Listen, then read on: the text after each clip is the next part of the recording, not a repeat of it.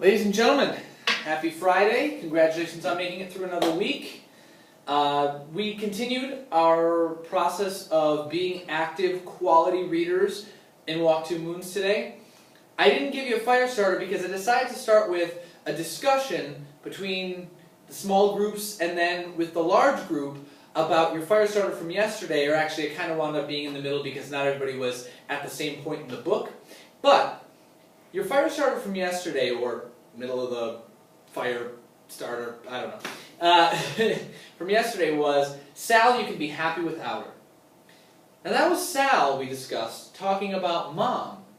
And it's very interesting because oftentimes we have to convince ourselves of certain things.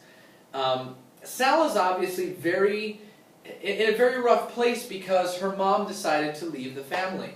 And it's interesting to talk about kind of what we do as people to try to make sense of the world around us and to try to get through every day.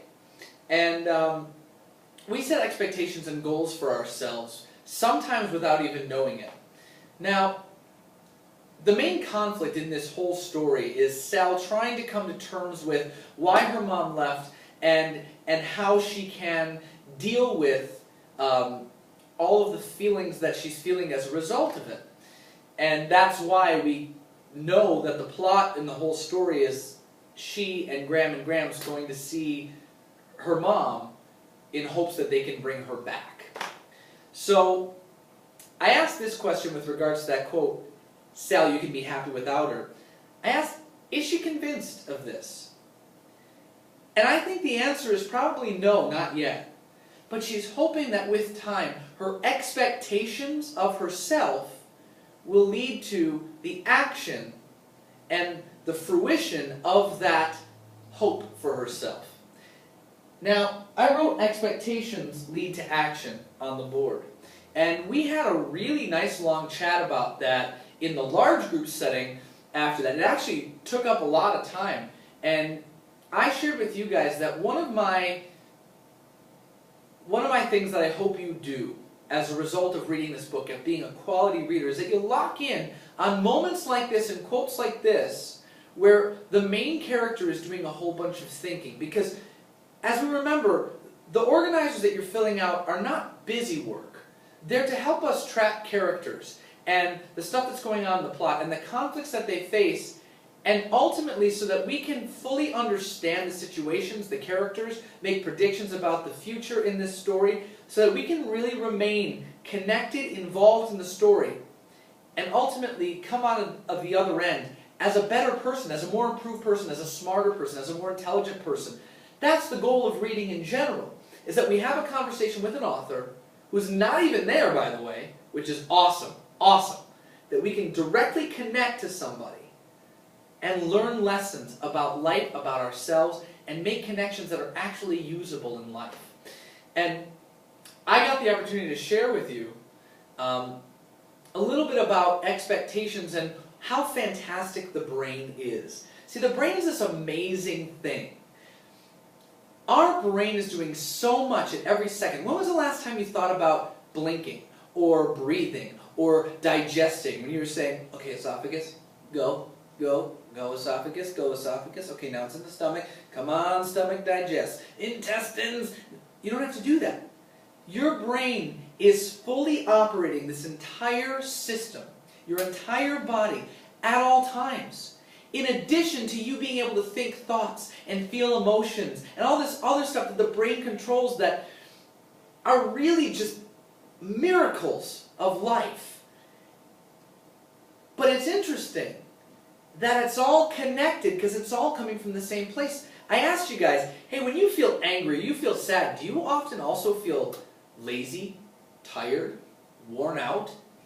That's not a coincidence, guys. Your brain is in that mode.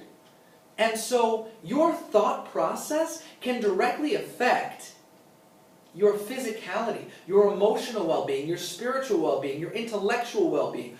All of this stuff is controlled by this right here. And it's quite amazing. And I was able to share with you a story from my own life where You guys know that I'm a cancer survivor a few times over now. And I was talking to you a little bit about my third diagnosis.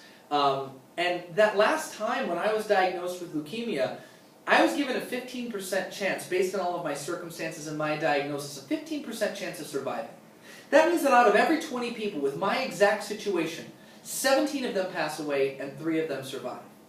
Well, I shared with you guys that my mindset is really what I feel got me through that situation.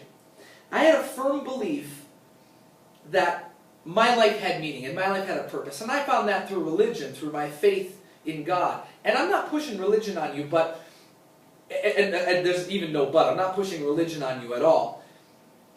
The but is more, because my sense of purpose and my want and desire to be forward-thinking and to be positive and all of that comes a lot from my faith. And I feel like in order to understand and connect with my story right now, you need to know that about me.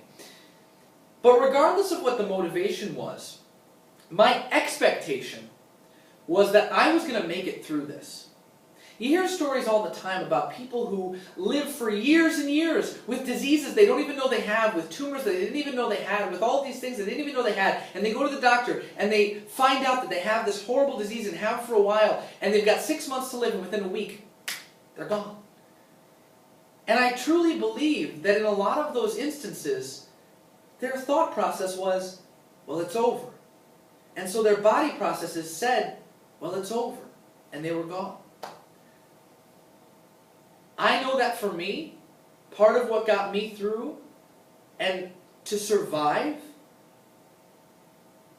when you have a transplant, there's a 100-day waiting period after you have the transplant that you're not allowed to go anywhere, do anything, but be close to the hospital just in case.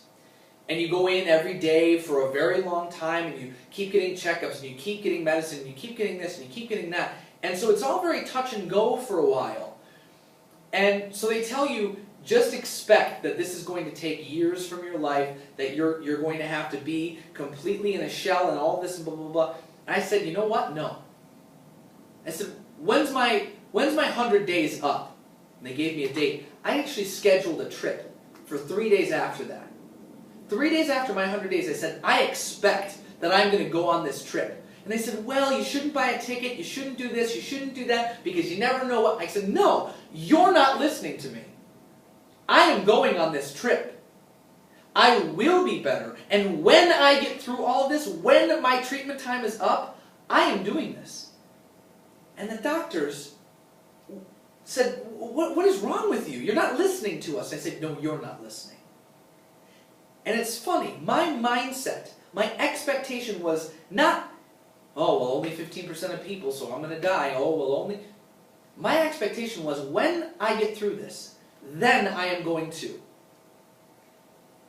And I tell you what, the doctors couldn't believe how quickly I responded to treatment. They couldn't believe how well the transplant worked, even though it was an experimental treatment. They couldn't believe how quickly I was able to do certain things. They couldn't believe how fast my body recovered and how soon I was able to get off medications. And I said, well, I can believe it.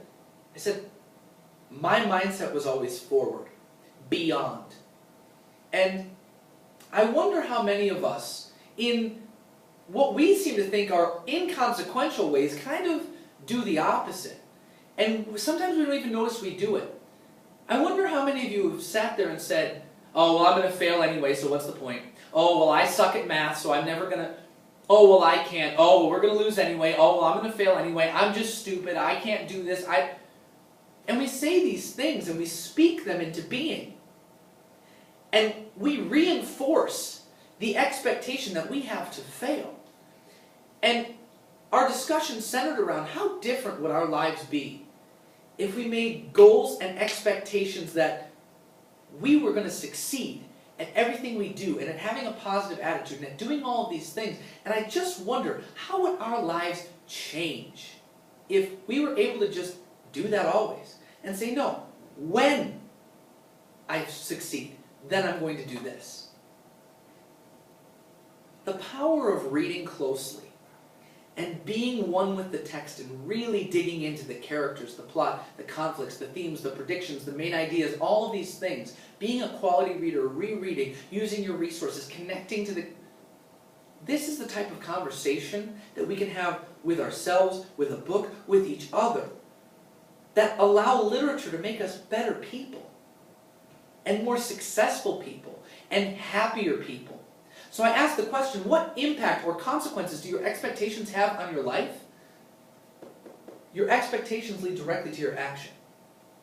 And if you look around and you want to change something, expect to have it changed. I shared with you, there was a student on our team last year who was 4 grade levels below in math and 5 grade levels below in ELA reading. She worked her butt off all year.